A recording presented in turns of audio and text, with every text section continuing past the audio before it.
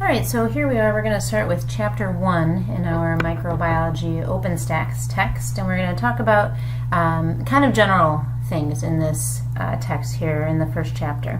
So you can see here the chapter outline is just saying what our ancestors knew and the systematic approach, basically the approach that's taken to classifying organisms, and then kind of some general categories and general information about the types of microorganisms. So kind of just giving a general overview of microbiology. So we're going to go kind of quickly through this chapter since we're going to get into a lot more detail on pretty much all of the topics as we go along throughout the semester. So just kind of giving a broad overview. And even specifically here, this introduction is just talking about how we find microorganisms almost everywhere. So in thermal hot springs and beneath Antarctic ice and all over the earth in great quantities. So microorganisms, or also called microbes, mostly scientists, I believe, use microorganisms. Microbes is kind of a shorthand. Are small organisms. So micro meaning small, and then organisms. A living thing, and also kind of non-living thing in the way that viruses aren't really classified as a living thing since they don't contain cells. So microbiology or a microorganism also includes viruses, and we'll talk about that in a moment. So most are so small that they cannot be seen without a microscope. So we're going to be using seeing a lot of photos of microorganisms that are from microscopes, different types of microscopes, and talking about things that are so small that they need to be seen only through a microscope. We can't see them with our own eye. Most microorganisms are harmless to humans, and many are helpful. So I think that one of the important things that I think this chapter specifically focuses on is the fact that not all microorganisms are bad guys. So when people think oftentimes of bacteria, they think of the negative things about bacteria, like poisonings and illnesses and things like that. And we actually rely as humans, the way that our society has been developed and the way we run our society, on a lot of these microorganisms. A lot of bacteria are very helpful, a lot of yeasts are very helpful, a lot of fungi are very helpful. So we use a lot of these things, and a lot of them just aren't harmful at all. So they play fundamental roles in the ecosystem and everywhere on Earth. So they're actually the backbone of many food webs as well. So we wouldn't have the organisms that we eat, like plants and vegetables and fruits and things, if there weren't all of these other microorganisms, helping the soil that these plants grow in and things like that. People use them to make biofuels here. So there's a lot of look at using algae to be made into biofuels. That's being worked on right now in lots of science labs across the country. Medicines, we all probably have heard the story of penicillin, and even food. So here it mentions bread, cheese, and beer. All of these things are due to microbes and the fermentation of microbes. And we'll talk a little bit more about that, but basically the yeasts in bread and in cheese and in beer, all of these different things have to ferment, and that is by using these microbes. So they're not really negative in that way, but they're really helpful. And our bodies are filled with microbes, so our skin alone has trillions of them all over it. I have heard that the number of actual human cells to bacteria cells on our body is 1 to 10. So there's actually that many more bacteria cells on and in our bodies than actual human cells. So lots and lots of them. Some we can't live without. Others cause diseases and can make us sick or even kill us. So we'll talk about those as well. Some of the pathogenic ones that are very harmful to humans and other animals and plants also. So a lot is known today about microbial life, a lot more than was known for a very long time, but a lot of it still is unexplored. So there's so much to learn because they're so small, and we keep finding new things and new species and all of those things all of the time. So here we go. We're going to skip that and move into 1.1 here. So what our ancestors knew. So this is where we're going to talk about just kind of the background a little bit about microbiology. We'll try to move pretty quickly through this, and we'll be revisiting a lot of these things again. So most people today, even those who know very little about microbiology, are familiar with microbes or the concept of microbes or or germs or little bugs, that kind of thing. Not bugs as in the insects, but bugs as in like, you don't want to get those bad bugs in your body kind of thing. And their role in human health. So I think most people, here it says school children learn about bacteria and viruses and other microorganisms, and even look at things under a microscope. I think most people know at least a little bit about these things. But here it says a few hundred years ago, even before the invention of the microscope, this was impossible to prove. So people really didn't believe in them so much because there wasn't something that they could look at that showed them that. So again, by definition, microorganisms or microbes are very small organisms. And since they're too small to see without a microscope, although here it says some parasites and fungi are visible, these things that were getting people sick a very long time ago, several hundreds of years ago, they didn't have a reason for that. They didn't know why people were getting sick or how people were getting sick, and there was a lot of superstition going along with that. But now you can see humans have been living with and using microorganisms for longer than they've been able to see them. So even before they were able to look at them under a microscope, or we were able to look at them under a microscope, we kind of figured out how to use them to our benefit. We're really good at doing things like that. So it shows that there's some evidence suggesting that they had some notion of microbial life, even if they didn't understand things like malaria, as that's an example that comes up. At times, people were still making bread. So here, fermented foods and beverages. So people across the world have enjoyed fermented foods and beverages, like beer and wine and bread, yogurt, cheese, pickled vegetables. A lot of those were very important to living many years ago when there wasn't refrigeration, or when we didn't have things like stores that carried food all of the time because they were trucked across the country and flown across the world and shipped across the world. So people were using these things. They took advantage of fermentation to preserve and enhance the taste of the food. It says here that archaeologists studying pottery jars from the Neolithic village in China found that people were making fermented beverages from rice, honey, and fruit as early as 7,000 BC. So for a very, very long time, humans have been taking advantage of microbes. So production of these foods and beverages requires microbial fermentation, and that uses either bacteria, mold, or yeast, and that converts sugars or carbohydrates to alcohol, gases, and organic acids. So we can think about, in this example they show here with the bread, we have our little yeast guys there, the Saccharomyces cerevisiae here, that's the name, is responsible for making the bread rise. So yeast is a microorganism, and its cells in here are going to metabolize the carbohydrates in the flour. So here it's a mix of these little yeast guys and flour. And then we get this here, this mixture. And then these bubbles, you can see there, the little bubbles in here are because of the microorganisms, the Saccharomyces cerevisiae, metabolizing the carbohydrates and producing the carbon dioxide. And that is actually what causes the bread to get this nice rise, are all of these little bubbles that are in there. And then it cooks and it ends up killing the yeasts, and then we have our bread. So it's important for things like bread, which we've been eating for a very long time, as long as cheeses and wine and that kind of thing. So use them a lot.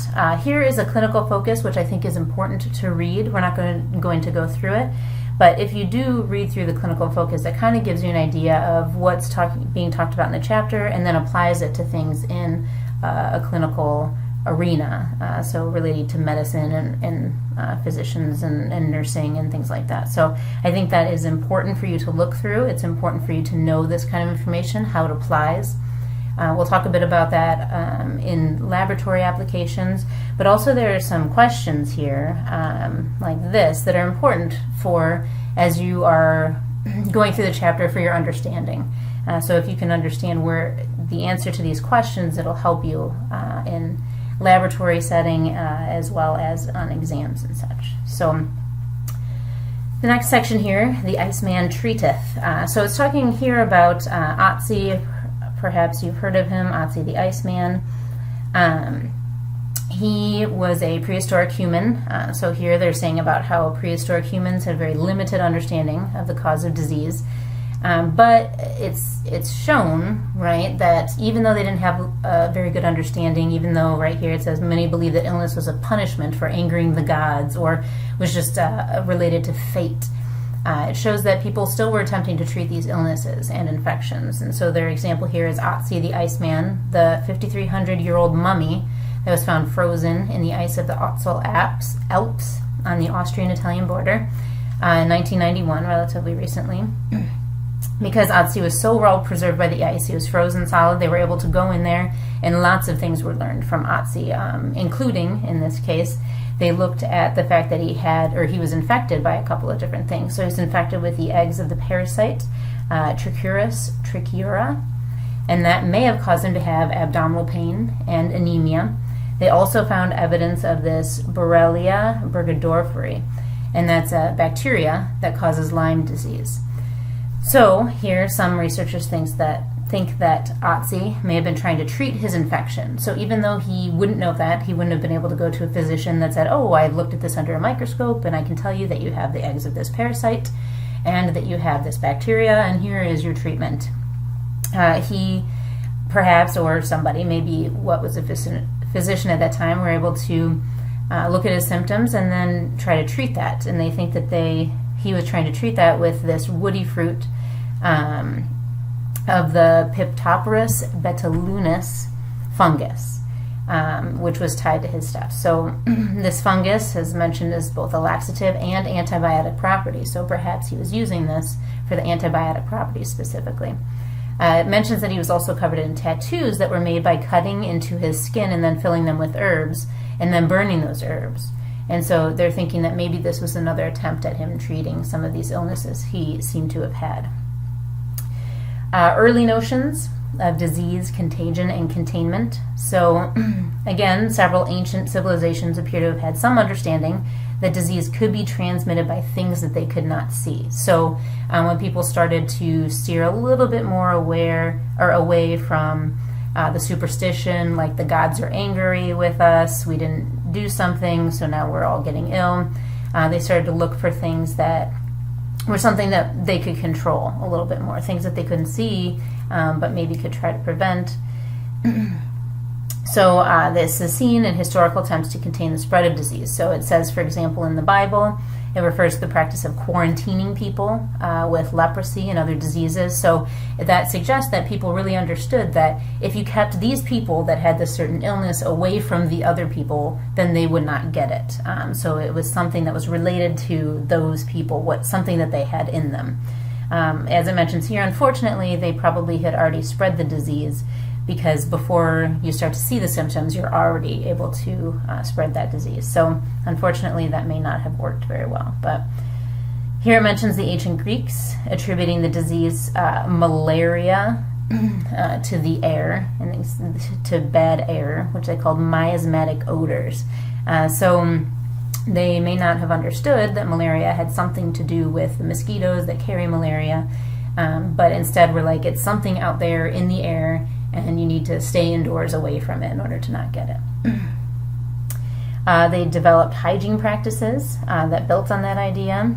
So Romans also believed in this miasma hypothesis, the miasmic odors, so something out there. And then they actually developed this sanitation infrastructure to deal with their sewage, because they felt like that was somehow related to illness, which they were correct. So that was very helpful for them.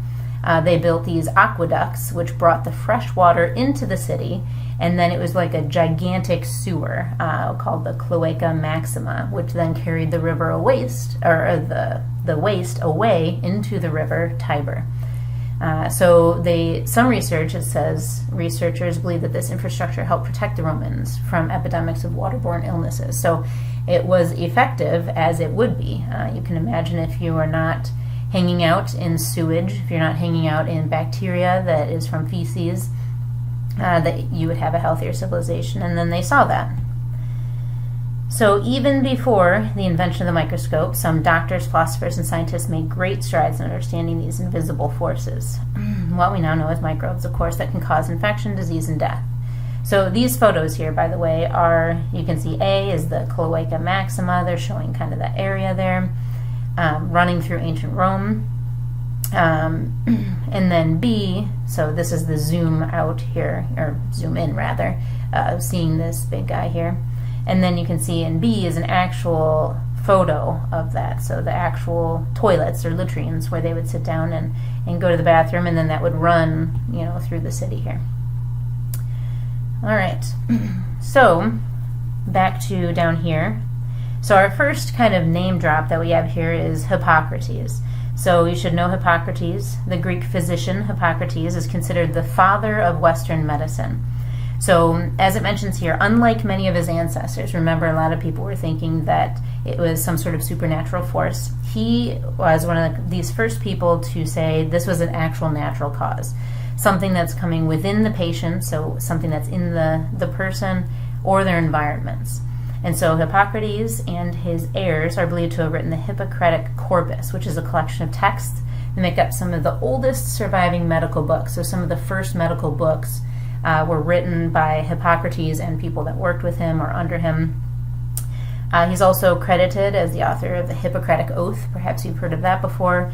It's a pledge that new physicians take saying that they're going to treat patients without doing harm to patients. So that's named after Hippocrates because it's believed that he put that forth, that he was a person that said this is how these things need to be done, rather than saying, oh, it's the gods, they're really angry with us, there's nothing we can do. He said, no, let's look at this. Let's look as a scientist. And let's look at the body that has the illness, and let's look at what that body is surrounded by, what its environment is.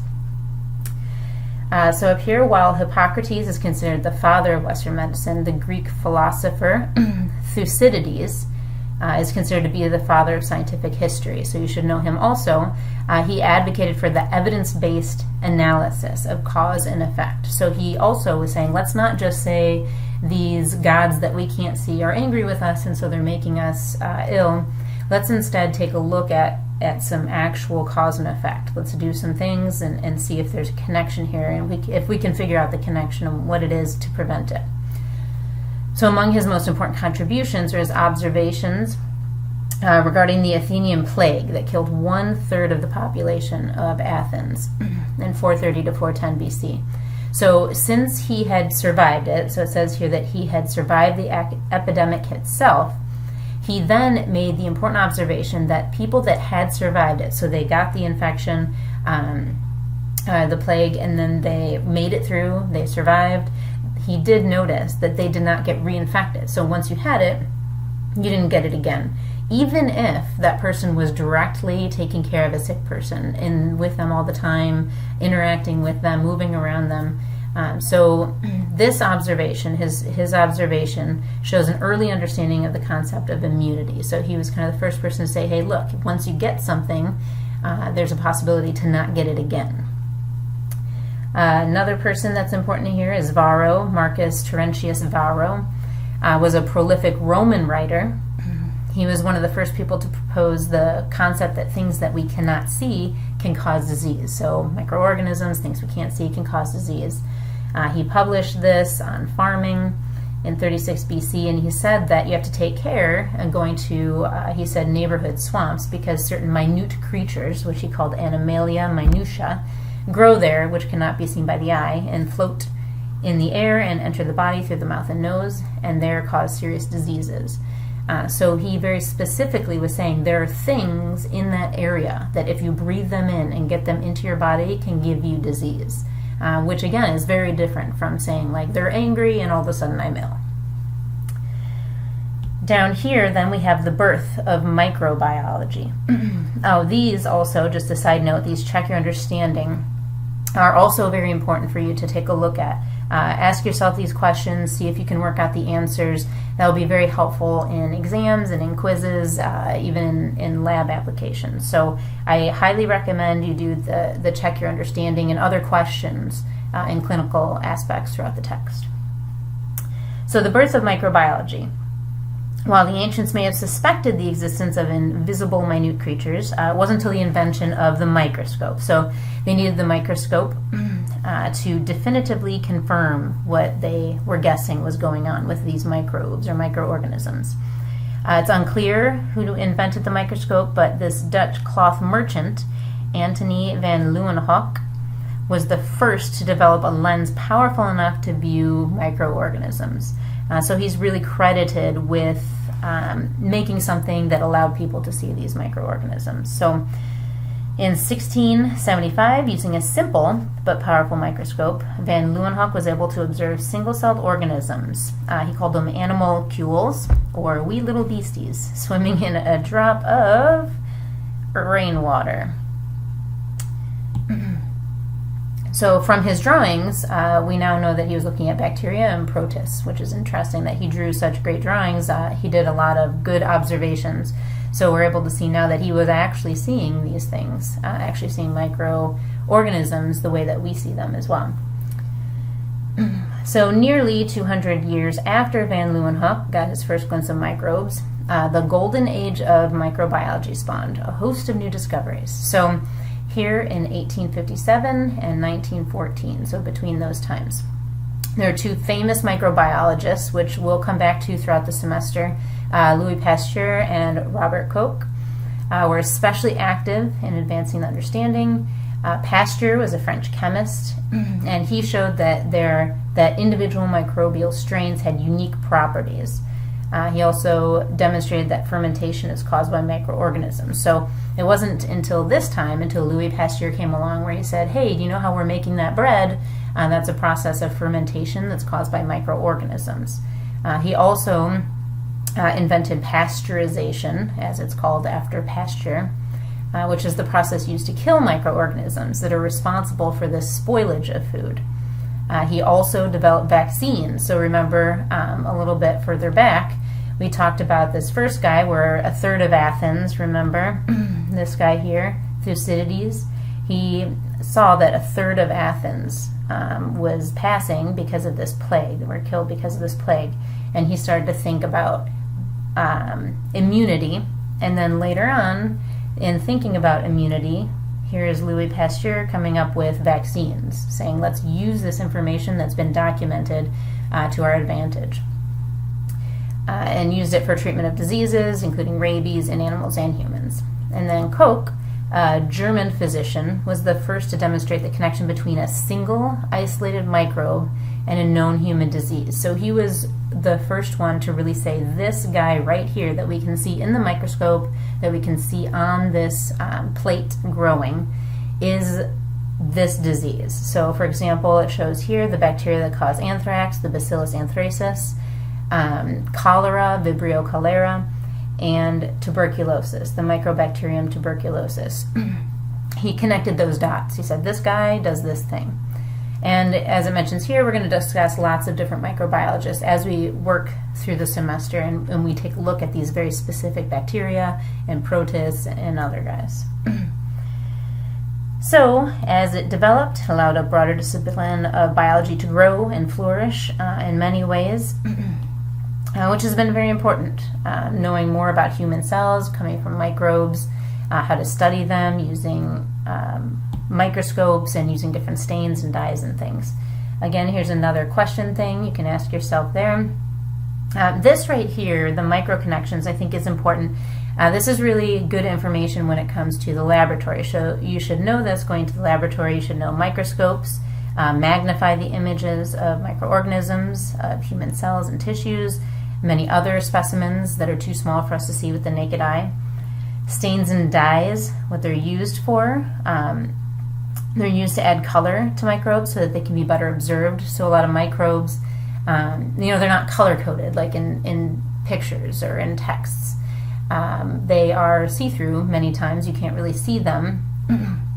So we use different stains and different dyes to make it so that we can see them easier and see the different parts as well, different pieces in them. Here it mentions that some stains only work on certain types of microbes, though, and we're going to go through that a lot on the laboratory side of things, using different stains, using different dyes, using different growth media, which is the next one, to be able to identify different microorganisms and see different aspects of them. Growth media are exactly what they say. They're used to grow microorganisms in a laboratory setting. So some media are liquids, so they're broths. Others are more solid or gel-like, which is an agar. And it provides nutrients, provides water, different salts, sources of carbon like glucose for it to eat, nitrogen or amino acids for them to eat. So they can grow and reproduce, and we can see them, and we can use them and manipulate them and dye them and see them. A Petri dish is something that it's a flat-lidded dish that is usually about 10 to 11 centimeters in diameter and 1 to 1.5 centimeters high. They're made out of either plastic or glass, and it is used to hold that growth media that we just talked about up here and then grow the organisms on it. Test tubes are cylindrical plastic or glass tubes with a round bottom and then an opening at the top, and we will use those also in a laboratory setting to grow bacteria, whether it's holding a broth, which is like a liquid media, or if it's a solid, and then you stick the bacteria in the middle of that solid. Bunsen burner is a metal apparatus that creates a flame. Hopefully you remember what a Bunsen burner is from high school chemistry or something. It's used to sterilize equipment, so sterilize pieces of equipment, meaning a lot of times when an inoculation loop, which is the next one, is used, you take the inoculation loop and you run it through the Bunsen burner to kill anything that could possibly be on it so that you can then allow it to cool and dip it into the microorganism that you're going to grab to be able to put on a plate or in a broth. Now it mentions there are micro-incinerators. In the laboratory, if you're coming into our laboratory at the college, we have Bunsen burners still.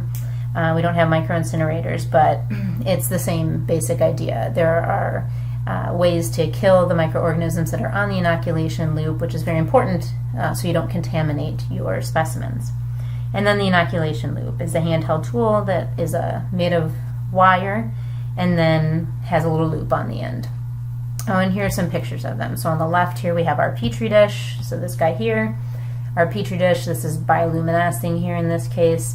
But you can see, and we'll go over this in a laboratory, is they did a swiping here, and then they inoculated, or they killed all the microorganisms off of their inoculation loop. Then they came back and did this guy here, and then they put this back in the Bunsen burner, killed all the guys on there, then dragged these guys over here, and then same thing, took their inoculation loop, put it through the Bunsen burner, and then did some more. Went this way, then went this way, then finally went this way and got these little guys here. So the reason I mention that is because that is an important technique that you will need to use in a laboratory setting. So you can see how you can hardly see any individual colonies here, any individual little groups here, and it gets thinner and thinner and thinner and thinner as you go. And then you can find that if you get down to this little guy, then you can make sure that that is a pure culture, meaning that it's not this big smear of guys here that could be a mix of many different types of bacteria. But this is all one culture right here, and then you can grab that and do your tests on it. All right, so we are going to move on to 1.2, a systematic approach. So, the science of taxonomy. So taxonomy right here is the classification, description, identification, and naming of living organisms. So it's basically taking living organisms and kind of figuring out a chart, how they're connected, where they're going to go, what group they're going to go into. So it's organizing the organisms into these different groups based on shared characteristics. The most famous early taxonomist was a Swedish botanist, zoologist, and physician named Carolus Linnaeus. I was just thinking the way that I learned his name was Carl Linnaeus, and that is also correct. I guess everybody says either Carl Linnaeus or Carolus Linnaeus. So if you've heard Carl Linnaeus, it's not a different guy, it's the same. They just use Carolus in this text. So Carl Linnaeus from 1701 to 1778. So in 1735, Linnaeus published the Systema Naturae, and it's an 11-page booklet, just a little booklet, where he proposed this taxonomy. So he proposed this classification system that's categorizing and naming organisms so that people can discuss things that are very similar to each other. And here is a picture of this guy, Linnaeus. In his taxonomy here, he divided the world into 3 kingdoms. So he said there's animal, plant, and mineral. And then mineral was later dropped, and he just worked with the animal and plant aspects.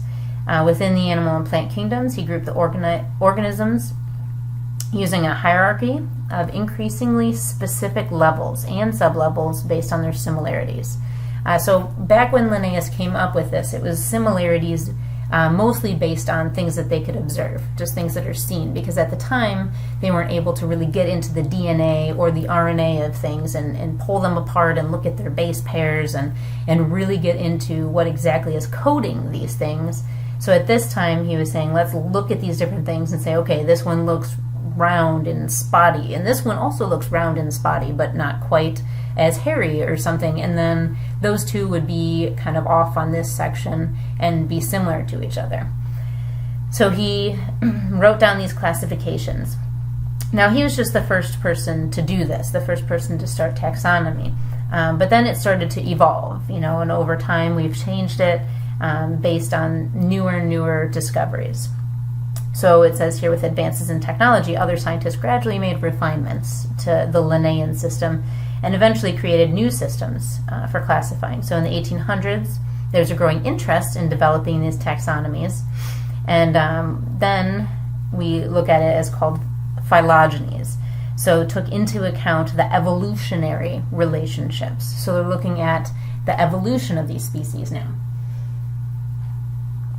So one way to depict these is a diagram called the Phylogenetic Tree, or the Tree of Life. We'll look at a photo or a picture of one of those in the next page.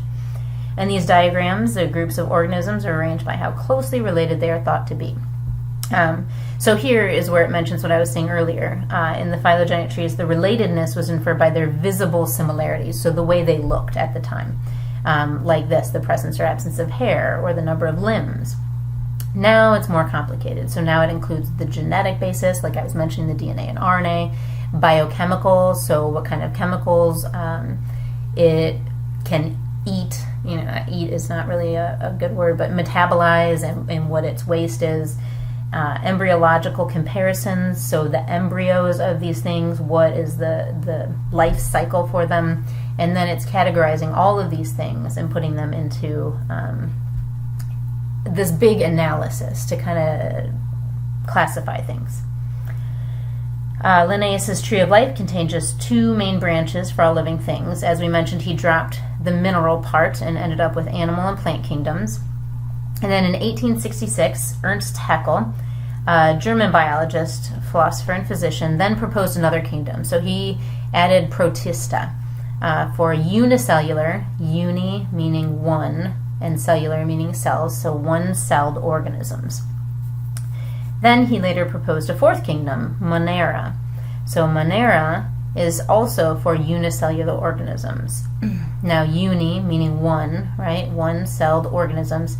But in Monera, it's cells that lack a nuclei. So like bacteria. Bacteria don't have an actual nuclei. They have nuclear information, or DNA or RNA, that's floating around. But it's not inside of a nuclear envelope, like, for example, human cells. So we have Protista, a single-celled organism, Monera, a single-celled organism, but Monera does not have a nuclei. So he added these 2 categories, and we can see here a picture here, Ernest Haeckel's rendering of the Tree of Life. So you can see the base here has Plantae, Protista, Animalia, and the Monera. And then it goes up from there with all the different organisms that have been added to that Tree of Life. Nearly 100 years later, 1969, an American ecologist, Robert Whittaker, he lived 1920 to 1980, proposed adding another kingdom, fungi, in his Tree of Life. So now we've got the Plantae, Protista, Animalia, Monera, and fungi. Whittaker's tree also contained a level of categorization above the kingdom level. So he looked at something saying, okay, I think we need another level, the empire or super kingdom level, to distinguish between organisms that have a membrane-bound nuclei in their cells, also known now as eukaryotes, and those that do not, which we know now as prokaryotes. So eukaryotes, meaning a membrane-bound nuclei. So we're talking about the nucleus and having that nuclear envelope, membrane-bound. And prokaryotes, which don't. For example, like the bacteria, that has it floating within the interior of the cell. So the empire Prokaryota contained just the kingdom Monera, because, like we said, Monera has no nucleus, no single nuclear envelope that's containing the nuclear information. It's floating around. The empire Eukaryota, however, contained the other 4 kingdoms, so the fungi, protista, plantae, and animalia. Whitaker's 5-kingdom tree was considered the standard phylogeny for many years. So this stood for a very long time because it included so many things that had been seen. Here is a nice illustration of the changes. So here's Linnaeus at this time frame in his Animal and Plants, and Ernest Haeckel at his time frame and how he has animals and plants, but then he added on the protists and the Monera. And then here's Robert Whitaker with the animals, the plants, the protists, the Monera, and then he added the fungi. Again, check your understanding.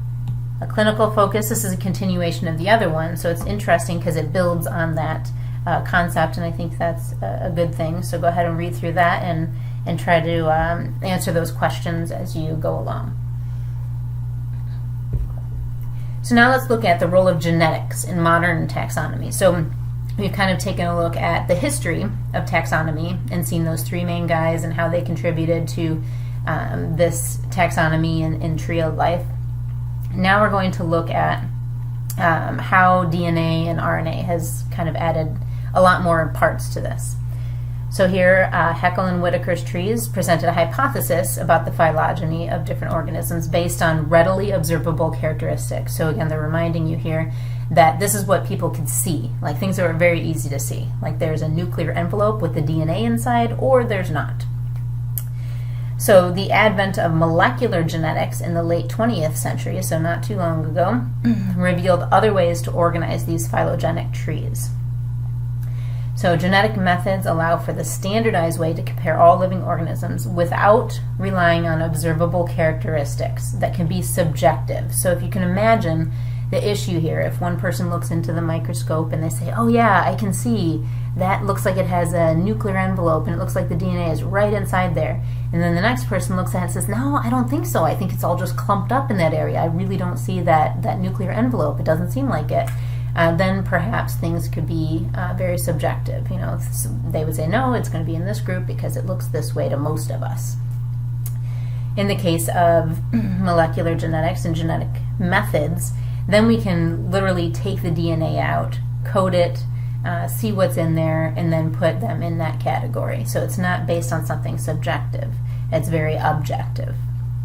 So it relies heavily on comparing nucleic acids, so deoxyribonucleic acid, DNA, or ribonucleic acid, RNA, or proteins from different organisms, depending on the organisms. And we will talk about these in more detail as we look at specific organisms. The more similar the nucleic acids and proteins are between 2 organisms, the more closely related they are considered to be. So as that makes sense, as you get closer on the tree, the closer related the 2 things are. In the 1970s then, we have an American biologist, Carl Woese, discovered what appeared to be a living record of the evolution of organisms. So he and his collaborator, George Fox, created a genetics-based tree of life. So it's based on similarities and differences that they observed in the rRNA. So if you remember from other biology courses, the small subunit ribosomal RNA. If you remember a ribosome, I think in chapter 3 here, it goes back into the cell and all the different parts. But you should remember from other courses, if not, check out chapter 3 here, that a ribosome is made up of a RNA jumble of RNA. I'm trying to be very general here, a jumble of RNA, and that unit they were able to take out and stretch it out and look at all the different parts of it. So they said, we're going to organize this based on that very specific piece of nucleic information, the rRNA. And then look at the different organisms and then place them on the tree of life based on that. So in the process, they discovered that a certain type of bacteria called Archaea Bacteria, also now known as Archaea, were significantly different from other bacteria and eukaryotes in terms of the sequence in that small subunit. So they added a whole nother section there. So to accommodate this difference, they created a tree with 3 domains above the level of kingdom. So the Archaea, Bacteria, and Eukarya. Genetic analysis of that rRNA suggested that the Archaea, Bacteria, and Eukaryotes all evolved from this common ancestral cell type. So they're saying, okay, there's this one cell, that's the ancestor, and then it broke off into these other sections. So you can see down here, they're saying here's this common ancestor cell, and then it goes over to our bacteria section, goes over this way, and then we have Archaea and Eukarya. So you can see here they're saying that Archaea and Eukarya are more closely related to each other because they have this common section right here before they branch off than these two are to bacteria. So that was a pretty big discovery to find this whole section of Archaea that was more closely related to Eukarya than it was to bacteria, which it was probably in that category to begin with. Scientists continue to use analysis of RNA and DNA and proteins to determine how they're related. So to this day, people are looking at the genetic makeup, DNA, RNA, proteins, to determine where they're going to put something when it has been discovered, or reorganize things based on new findings. So one interesting and complicating discovery is that of horizontal gene transfer. So this is when one species absorbs the genes of another species. So you can see this happening when there is a bacteria. Say there are different kinds of bacteria all growing together in the same area. And then some sort of antibiotic comes along and kills a whole bunch of bacteria. Their cells will, say, break apart and kind of spew out all of their DNA, all of their genetic material, their genes. And then the other bacteria in the area that, say, were not affected by that antibiotic can then just and grab it. It just goes right into their cell, and then they can incorporate it into their own DNA, which is very helpful for these organisms because it allows them to change and evolve and then be prevented from being harmed by other types of antibiotics in some cases. So this then can make it really difficult to figure out where something goes on a tree. Because if you look at it one time and it has a specific gene, you might say, hey, let's place it over here. But then if you look at that same bacteria where everything's the same but it doesn't have that gene, then you might put it somewhere else. And maybe that's because it picked that gene up from something else, through this horizontal gene transfer. So they're saying that because of that kind of thing, they now think, some scientists now think of webs of life rather than trees of life, because it's not very direct, because now they're gaining genes from other organisms and then evolving from there and then moving on. So it gets very complicated. Here we're going to talk just a minute about naming of microbes. So in developing his taxonomy, Linnaeus used a system of binomial nomenclature. And this is what we still use today. So this is the 2-word naming system for identifying organisms by genus and species. So for example, modern humans right here are in the genus Homo and have the species name sapiens. So their scientific name in binomial nomenclature is Homo sapiens. And if you'll notice here, the first one, the genus Homo, is capitalized. The second, sapiens, the species name, is not capitalized. And also notice that it is all italicized. So that's important that you understand that and that you know that binomial nomenclature method. And we'll see that a lot throughout our texts. It's very clear, and throughout laboratories that there will be that procedure there, that nomenclature is the same throughout. That's how it's used. Taxonomic names in the 18th through the 20th centuries were typically derived from Latin, since that was the common language used by scientists when this started. So back in Linnaeus's time, people used Latin, and so a lot of the names started out as Latin names, and we kind of continue that today. However, as it's mentioned here, they can be derived from Latin, Greek, or English.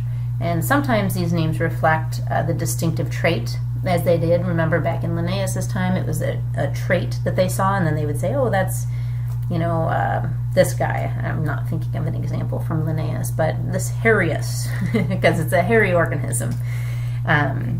And that still happens today. They'll say something looks this way, and then they'll name it that way because that makes sense. However, sometimes the microorganisms are named after the scientist that discovered them, or something that the scientist that discovered them wants to name them after. So a lot of times it'll be like children's names. The scientist discovers it, names it after their children, or names it after themselves or their wife, or something to that effect.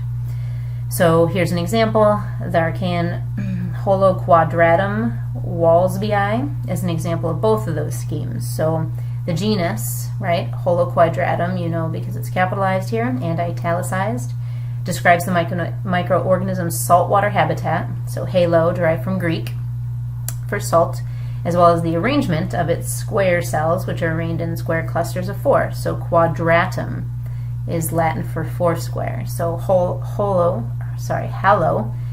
for salt, and quadratum for 4 square. So it lives in the salt in squares of 4. And the species, Walsbii, is named after his last name. The microbiologist discovered it. So again, while it might seem easier to give the organism a common name, like red-headed woodpecker, for example, that can really become problematic. It can be really difficult, because what happens when you find another woodpecker-type bird that also has a red head? Then which one is which, and now what do you call the other one? So, and how would you remember that anyway? So it's important to see that this naming process, it's very systematic, and it has worked well for a very long time. So you should understand that and know how to use it. This is also important here. It says, in this text we will typically abbreviate an organism's genus, remember that's the first one, and species after its first mention. So the abbreviated form is simply the first initial of the genus, followed by a period, and the full name of the species. So, for example, Escherichia coli is shortened to E. coli in its abbreviated form. And that's usually what people say, too. You've heard of E. coli, E. coli, E. coli. It's actually Escherichia coli. But then we just shorten it to make it a little bit easier. And you'll see this in other scientific texts as well. So we'll use that. I think what I mentioned here, if it doesn't matter, it says after it's first mentioned. So the first time it'll say the whole thing, the full genus, full species, and then after that it'll shorten it just for ease. You should know both names. You should know the full name and then how to shorten it. Burgees manuals, whether in a tree or a web, microbes can be difficult to identify and classify. It takes a lot of work to do that. So without easily observable macroscopic features, macro meaning large, scopic, so larger than our smaller things that we can see with a microscope, features like feathers, feet, fur, scientists must capture, grow, and devise ways to study their biochemical properties to differentiate and classify microbes. So, despite these hurdles, a group of microbiologists created and updated a set of manuals for identifying and classifying microorganisms. So this is the Burgees Manual of Determinative Bacteriology and Burgees Manual of Systematic Bacteriology. So they're kind of the standard references for identifying and classifying different prokaryotes. And we are going to talk a lot more about different prokaryotes versus eukaryotes in the next section of the text, in the third part of this first chapter. So this notes here, by the way, Appendix D of this textbook, sorry my pen died here, but Appendix D of this textbook is partly based on Burgees manuals. And let's see. I think you can click on this link here if you're using this on actually on a mobile device or on your computer. You can click on Appendix D and you can actually see that part of Burgees manuals there. And because so many bacteria look identical, methods have to be used to identify them. So, for example, it mentions biochemical tests can be used to identify the chemicals that are unique to that species. Also, serological tests can be used. So, biochemical test meaning if you grow it on a plate of, say, catalase, which is a good example, if it can use that catalase, metabolize it to grow, versus if it cannot do that. So some bacteria can, some cannot, and that's a way to identify them. Serological tests have to do with immunity and antibodies.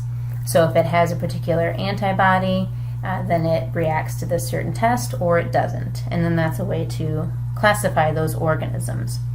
But ultimately, DNA and rRNA sequencing can be used for identifying any particular bacterial species, and is often used in that way.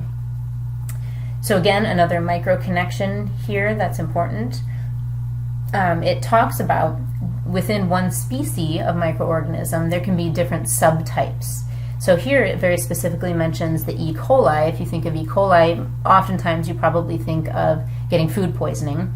But if you recall, if you were around when this happened or heard about it in the 1990s, there was an E. coli 0157H7 outbreak, and it caused severe abdominal cramps and severe diarrhea, and it was actually very problematic for people that have illnesses or autoimmune illnesses, for elderly people, young children, because it was so severe of a reaction, rather than a typical kind of E. coli that you might get, which we'll cause illness, but oftentimes won't actually kill anybody. This one was pretty tough. So, but this is just to note, same name, different strain. So we say E. coli, and that's generalizing, and then there are very specific subtypes of E. coli, and this just shows one.